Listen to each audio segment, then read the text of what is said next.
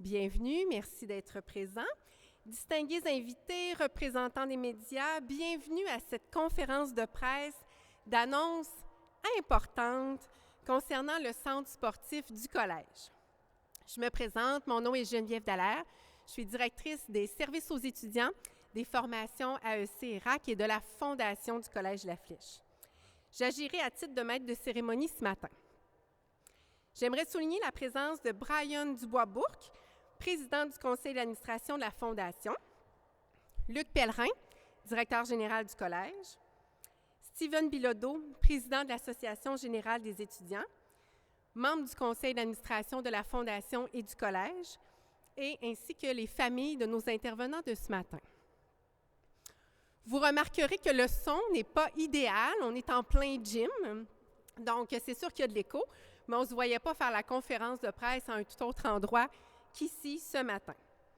Sans plus tarder, je vous présente le directeur général du collège, M. Luc Pellerin, qui exposera les détails de cette annonce importante.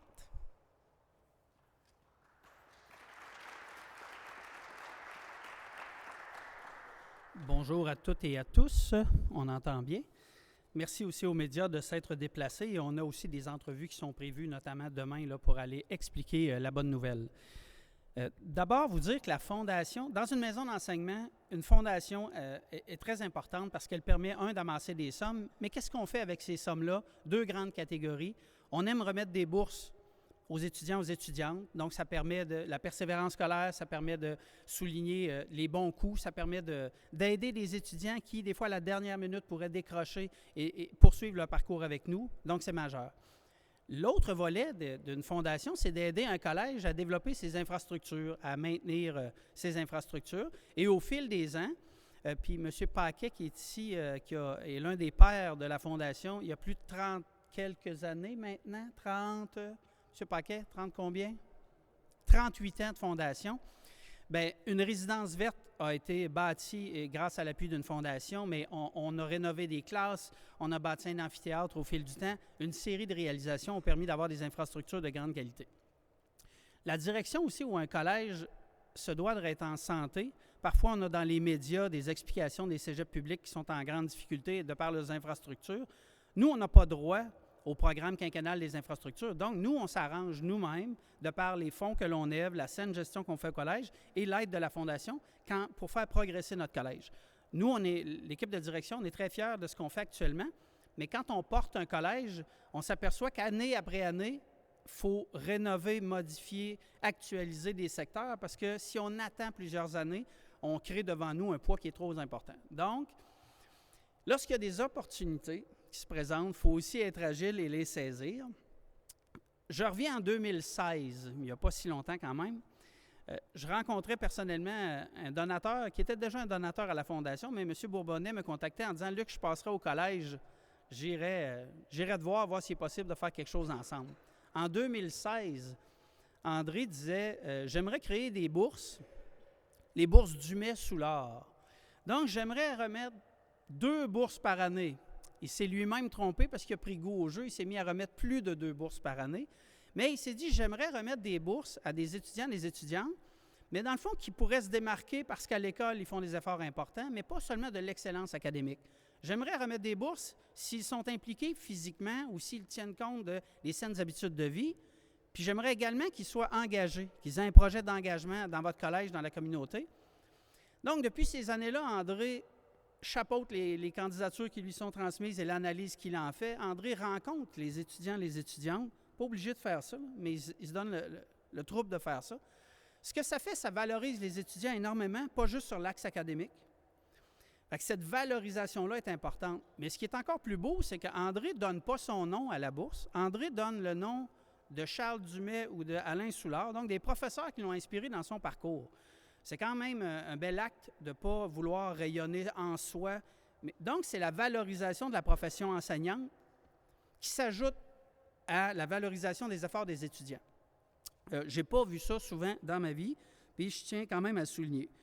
Il y a plus de 20 bourses qui ont été données depuis 2016. Il y a plus de 50 000 $ qui ont été remis à des étudiants. Et André, souvent, à travers sa vie, sa mère me disait qu'il travaille peut-être un peu trop puis qu'il a une vie un peu folle en nombre d'heures. André trouve le moyen de se déplacer puis de venir rencontrer les étudiants, les étudiantes, leur remettre la bourse. Puis moi, quand j'assiste à ça, je vous le dis, les étudiants et les étudiantes ont les yeux gros de même, se demandent ce qu'André va leur dire, se demandent comment parler à André, puis ça devient hyper fluide. Fait que merci André pour ça, c'est assez remarquable. La dernière fois qu'il est venu, André a dit « Luc et Geneviève, je pourrais-tu vous glisser un mot? » Il y a des fois des gens qui t'approchent et qui disent « Je peux-tu te parler 5 minutes dans un endroit plus discret? » On stresse dans ce temps-là. Souvent, c'est des mauvaises nouvelles, c'est des problèmes. Tu sais. Mais quand André dit « Est-ce que je pourrais vous parler à l'écart 3-4 minutes? » Souvent, c'est une bonne nouvelle, ça. C'est un de ceux qui nous prend à part, mais qui nous raconte de belles nouvelles. Donc, la dernière fois, André s'est approché en disant dans les infrastructures du collège, Luc, comme la notion des saines habitudes de vie ou que l'activité physique est importante à ses yeux, il dit on peut-tu faire quelque chose pour vous aider dans le gym, dans le complexe sportif? Puis on a dit oh, tout à fait. Nos profs d'édu pourraient nous le dire, ça fait un bout de temps que on a beau faire le tour, là, on a rénové des classes, on aménage des laboratoires, on aménage bien des éléments, mais à un moment donné, ce gymnase-ci commence à avoir un peu d'âge et des professeurs demandaient depuis un bout de temps de l'amélioration. On en est donc, parce qu'un donateur dit « je vais ajouter un montant significatif », on est capable de faire une entente tripartite. La Fondation du Collège La Flèche va mettre des sous. M. Bourbonnais décide d'ajouter des sous personnellement. Le Collège La Flèche, par son budget d'immobilisation, va ajouter des sous. Fait qu'on est fiers d'annoncer aujourd'hui un investissement qui va dépasser les 100 000 $, mais qui va nous permettre de faire un certain nombre de choses, dont remplacer le revêtement. Qui dit remplacer un revêtement dit qu'il y a des ancrages parce qu'il y a des sports qui s'y pratiquent. Ensuite, il y a donc des équipements à ajouter et à renouveler. Puis par la suite, ça sera l'occasion de s'acheter du nouveau matériel et de rénover cet espace-ci. On en est très, très content. Mais comme je vous disais, André a le cœur à la bonne place. Quand il fait quelque chose, il active des leviers. Et je ne ferai pas l'annonce de l'activation du levier, mais dans la valorisation du corps professoral, André va vouloir aussi qu'on fasse ce geste-là, mais il va activer une valorisation du corps professoral, la fonction enseignante, en rendant hommage à un professeur qui l'a inspiré dans son parcours. Et là, Geneviève m'a dit qu'il fallait vraiment que j'arrête là dans l'annonce, donc je vais me limiter. Si vous saviez, quand Geneviève est la commandante des armées, tu sais, on fait ce qu'on a le droit de faire, on a une petite liberté, mais on respecte le commandant des armées. Donc, je vais arrêter là. André, c'est un plaisir de travailler avec toi. C'est peut-être une chance que d'autres dirigeants n'ont pas. Merci de le faire, mais merci surtout de te préoccuper de le faire, non pas en ton nom, mais souvent au nom des enseignants qui ont œuvré ici. Parce que si on dit que la fonction enseignante, elle est importante, elle l'est vraiment. Sauf que dans le leg que tu vas faire ou dans ce qu'on va faire actuellement, ça va permettre à du monde de voir que les professeurs ont un impact majeur chez certains étudiants. Donc, ça vaut la peine de chouchouter nos étudiants. Peut-être qu'un jour, ils deviennent des mécènes et des grands donateurs à la Fondation. Merci beaucoup.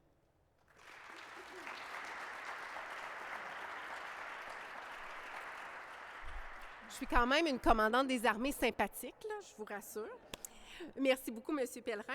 Maintenant, pour nous dévoiler la dénomination du centre sportif en hommage à une personne marquante du collège, j'invite M. André Bourbonnais, diplômé du Collège La Flèche en sciences de l'administration en 1981 et maintenant directeur général et président exécutif de BlackRock, une société multinationale américaine spécialisée dans la gestion d'actifs.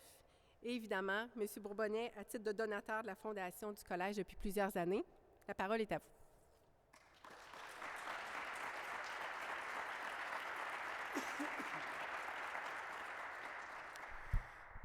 Merci Luc, merci Geneviève. Merci de citer ici à cette cérémonie. Ça me touche beaucoup de voir autant de gens. J'étais à un souper avec des amis samedi soir, puis je parlais de l'événement, puis il y a des gens qui m'ont dit « Tu donnes à ton cégep? C'est quoi cette histoire-là? » Et pour moi, ça m'a un peu étonné comme réaction, parce que c'est tellement naturel pour moi. Premièrement, la philanthropie, c'est important. Je pense qu'on a quelques leçons à recevoir du modèle anglo-saxon. Au Québec, je pense que de plus en plus, ça devient partie du tissu québécois, de la fibre québécoise. Puis ça, c'est très, très important. Que ce soit en argent ou en temps, c'est pas tout le monde qui peut donner de l'argent, mais redonner, c'est super important. Mais comme moi, je suis certain qu'à toutes les semaines, vous êtes sollicités par des causes qui sont aussi importantes les unes que les autres. Et ça, à un moment donné, il faut faire des choix. Et moi, j'ai comme mis ça dans 3 paniers. Le premier, c'est les causes qui me touchent beaucoup. Et la principale, moi, j'ai une belle fille, en fait, c'est ma fille, qui est autiste. Et ma conjointe et moi, on est très, très impliqués parce qu'on voit l'impact que cette condition-là a sur les familles qu'on côtoie de façon quotidienne. Et on a co-présidé une campagne de financement pour un centre à Montréal qui s'appelle le Centre pour autisme à pas de géant, qui est vraiment un centre unique et incroyable.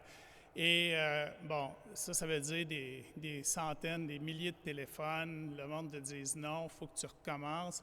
Mais on a levé quand même 52 millions pour cette campagne-là. Et c'est un centre, quand on voit le résultat et l'impact que ça a eu sur les intervenantes, sur le personnel, sur les enfants, parce que tout a été pensé là-dedans pour la lumière, le son, l'environnement. Et pour les familles qui en bénéficient, c'est incroyable. L'autre panier, c'est les actions à grand déploiement. Alors, au lieu de choisir, moi, je suis assez impliqué dans la campagne Centraide, parce que Centraide, c'est 375 organismes. Et quand j'étais dans ma vie précédente chez PSP, on avait organisé la première campagne de levée de fonds pour Centraide et on avait fait venir une dame qui s'occupait d'un organisme et une dame qui bénéficiait. Et là, si le monde avait leur carnet de chèque à la sortie, tout le monde aurait écrit parce qu'on voit un impact immédiat sur ces gens-là. Et la troisième, c'est des institutions qui ont eu un impact important pour moi. Dans la région, il y en a 2. Il y a le Lac-en-Cœur qui était incroyable et le collège. Mais une institution comme le collège, ce n'est que ces personnes. Et moi, j'ai été ici 2 ans et j'ai savouré chaque minute que j'ai passée au Collège La Flèche.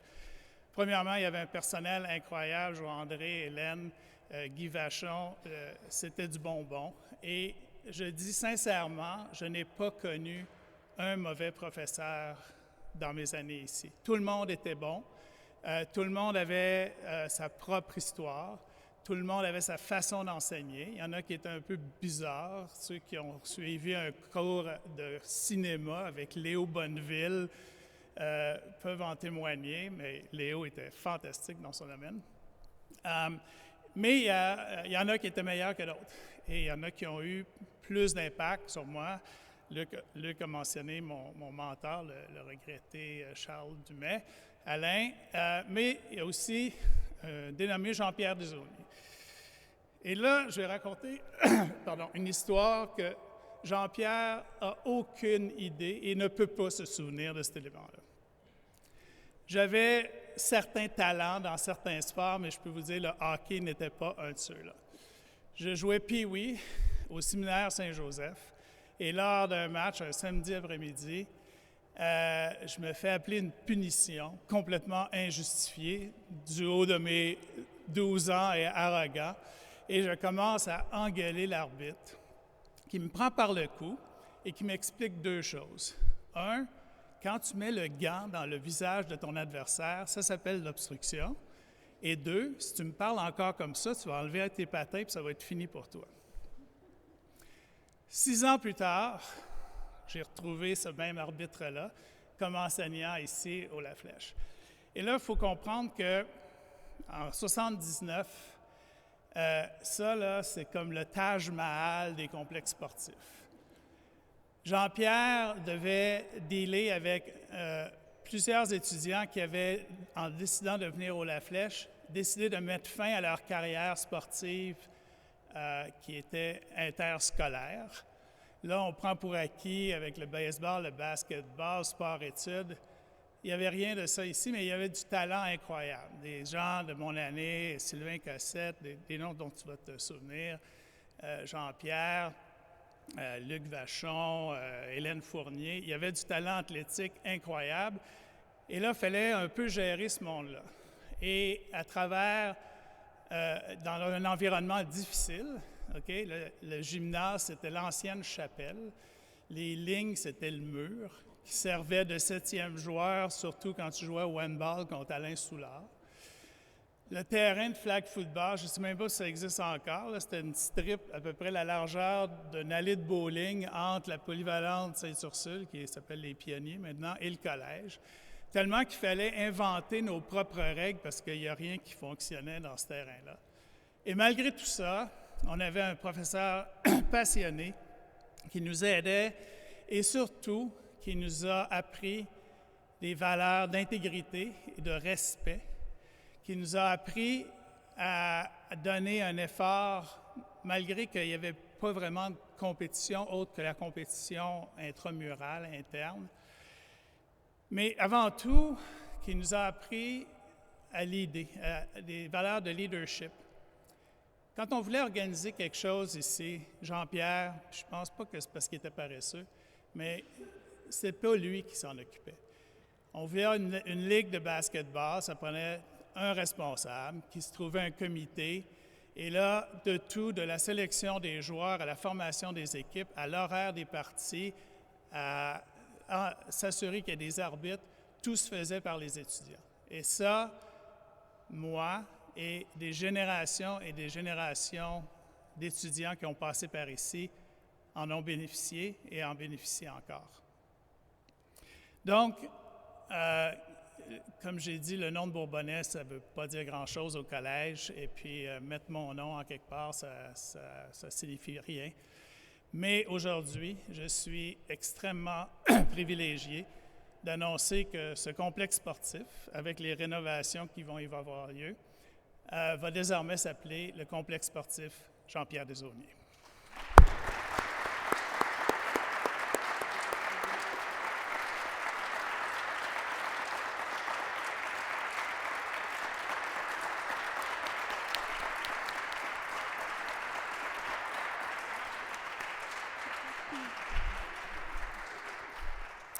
Merci beaucoup, M. Bourbonnais, de cette grande générosité.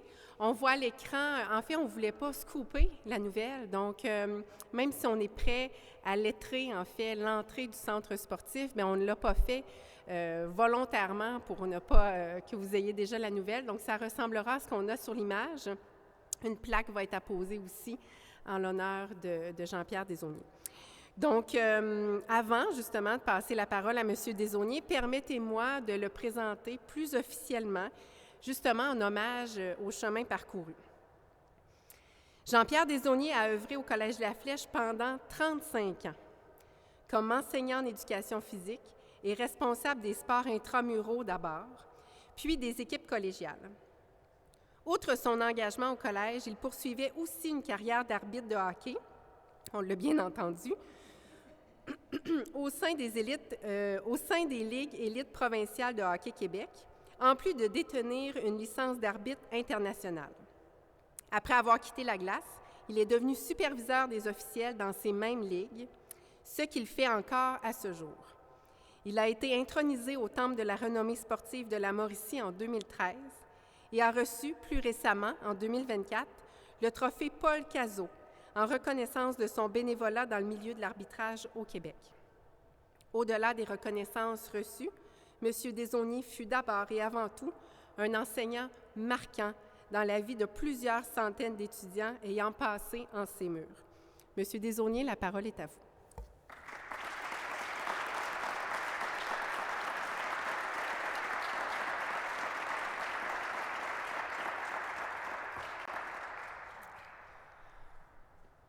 Bonjour tout le monde et merci d'être venu partager ces moments heureux avec nous. Effectivement, André avait raison. L'anecdote dont il a parlé, elle est complètement quelque part enfouie dans ma mémoire. Je ne me rappelle de rien de ça. Mais ça illustre quand même une chose. À la fois comme arbitre et comme enseignant, souvent, ou les joueurs, où les étudiants me disaient « T'es exigeant, t'es sévère, mais tu es juste. » Et ça, je le prenais toujours comme un compliment.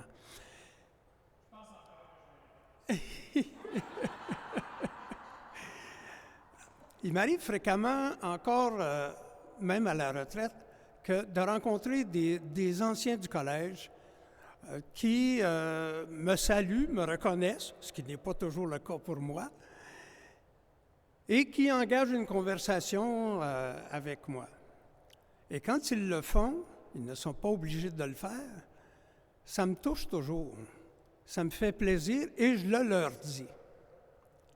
Parce que je reçois ça, je perçois ça comme étant une marque d'appréciation à la fois pour le Collège La Flèche et pour moi aussi. Que pensez-vous que je peux ressentir aujourd'hui? Quand un ancien étudiant allonge, pas des sous, des dollars et beaucoup de dollars pour accoler mon nom à ce bâtiment dans lequel nous sommes, le moins que je peux dire, c'est que ça remue son âme, pas à peu près. Heureusement, il y a eu un moment cet été où j'ai appris de la bouche même d'André que c'est le projet qu'il caressait. Quand ça s'est fait via une rencontre virtuelle organisée par Geneviève, autant André que moi sommes devenus très émotifs.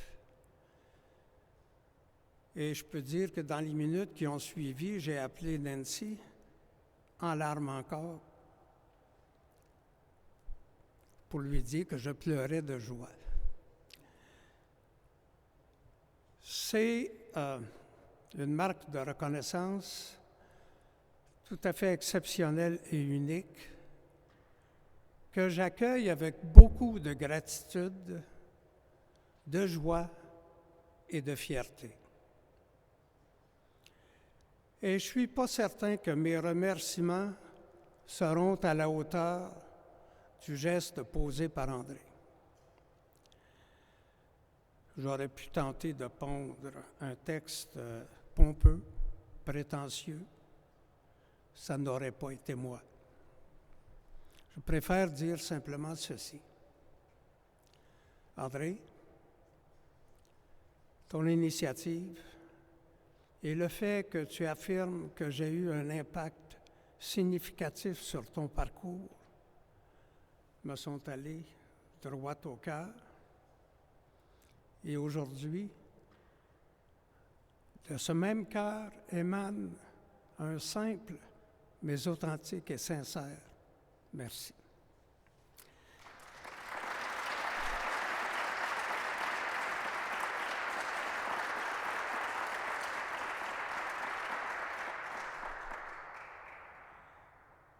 C'est pas tous les jours qu'on reçoit ce type d'honneur.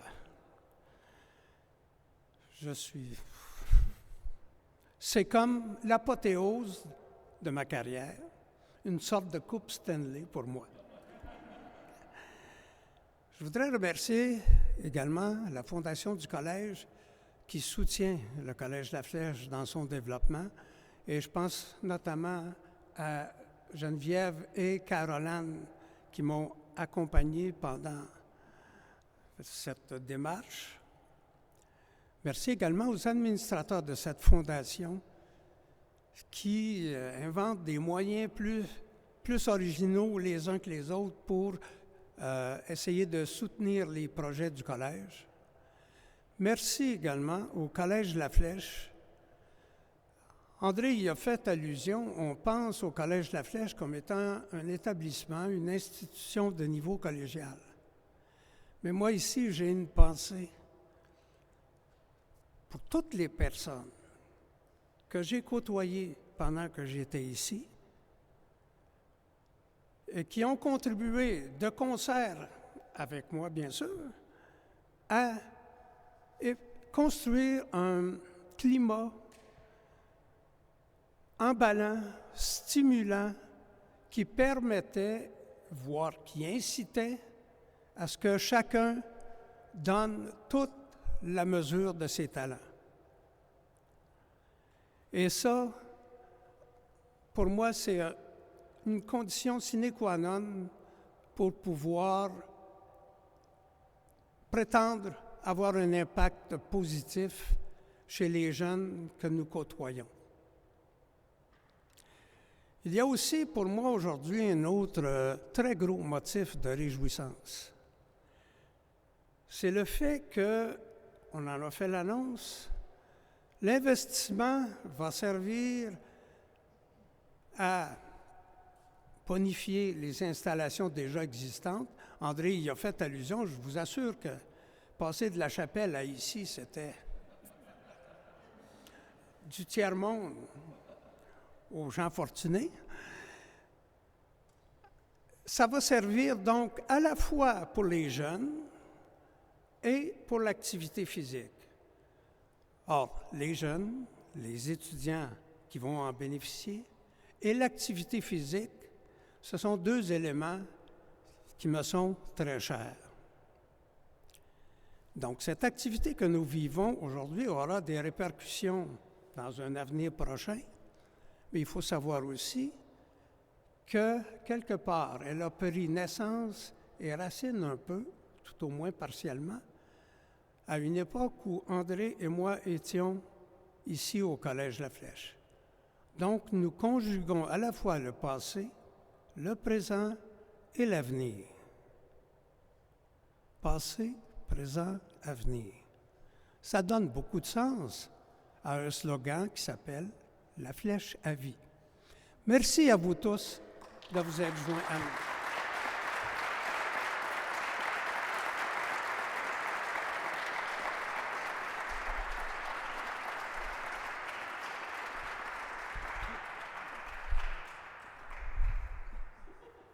Quoi dire après cette intervention? Merci grandement. Évidemment, on l'a dit, la Fondation du Collège de la Flèche joue un rôle clé dans l'événement d'aujourd'hui, dans le lien avec les diplômés, mais également dans le soutien financier du collège et des étudiants. Donc, pour vous en parler, j'invite le président du conseil d'administration de la Fondation, M. Brian Dubois-Bourque.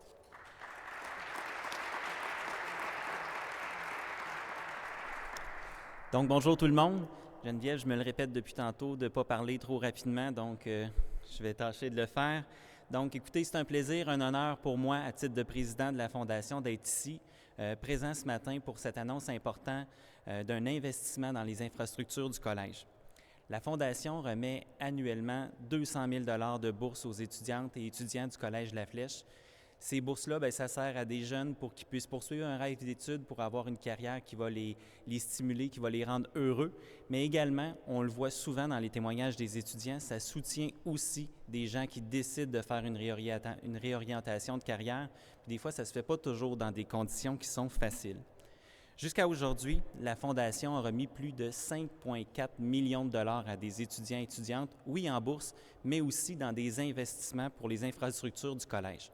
La dernière fois qu'on l'avait fait, c'était en 2018, alors qu'on avait investi de l'argent, la Fondation, pour l'achat d'une découpe laser qui est ici là, dans un des laboratoires du collège.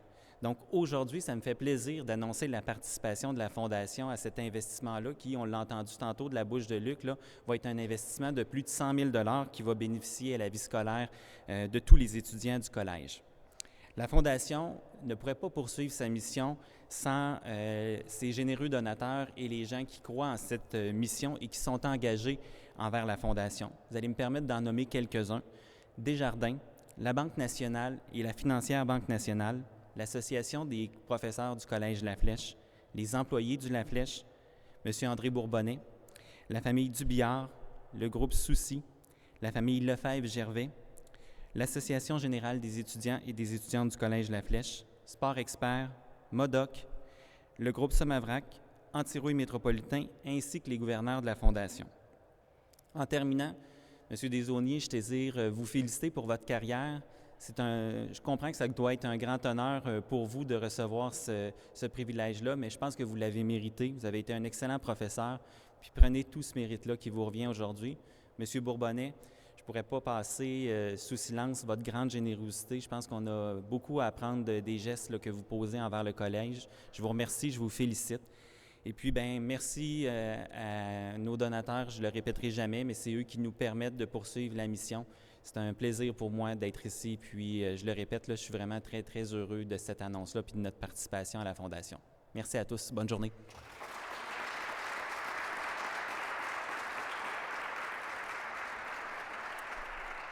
Merci, M. Dubois-Bourque. Donc, ça complète la conférence de presse. Donc, la marche à suivre pour la suite. Il y aura prise de photos officielle dans les prochaines minutes. Par la suite, si les médias souhaitent s'entretenir avec nos intervenants, il y a possibilité de faire des entrevues individuelles, évidemment, et période de questions. Alors, je vous remercie d'avoir été présent en grand nombre. Bonne journée.